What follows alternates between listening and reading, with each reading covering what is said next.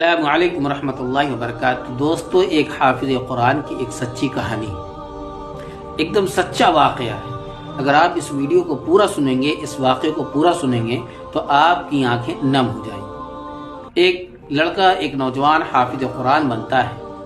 حافظ قرآن بننے کے کچھ دن بعد وہ جو ہے بے عمل زندگی گزارنا شروع کر دیتا ہے۔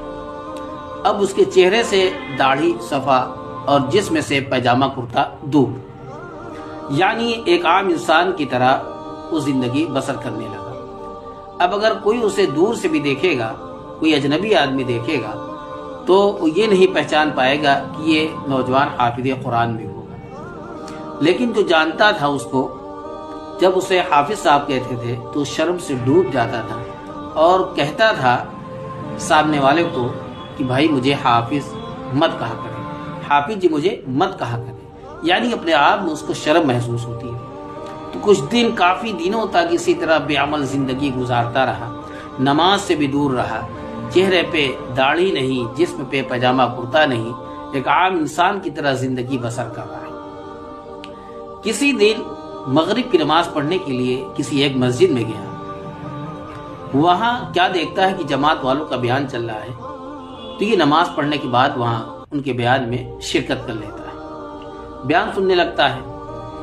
تو اتفاق سے جو بیان کر رہے تھے ان کی زبان سے یہ نکلا کہ قیامت کے دن بے عمل حافظ کو اللہ تبارک و تعالی اندھا اور کوڑھی کی حالت میں اٹھائے گا۔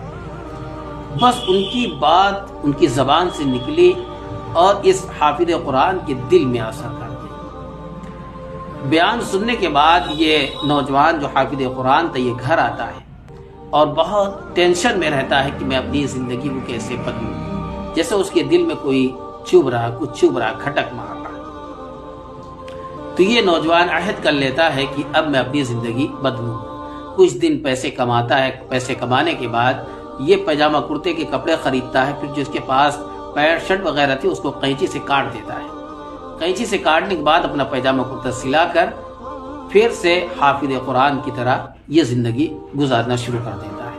قرآن کو پھر سے یاد کرتا ہے اور ماشاءاللہ یاد کرنے کے بعد تراویح میں بھی سناتا ہے اور جماعت سے جڑ جاتا ہے۔ جماعت سے ایسا جڑتا ہے کہ اتنا اس کا لگاؤ ہو جاتا ہے کہ آج کے وقت میں ماشاءاللہ وہ جو ہے یہی حافظ قرآن، اس نوجوان کا جماعت میں جو وقت لگ رہا ہے وہ افریقہ کے اندر لگ رہا ہے۔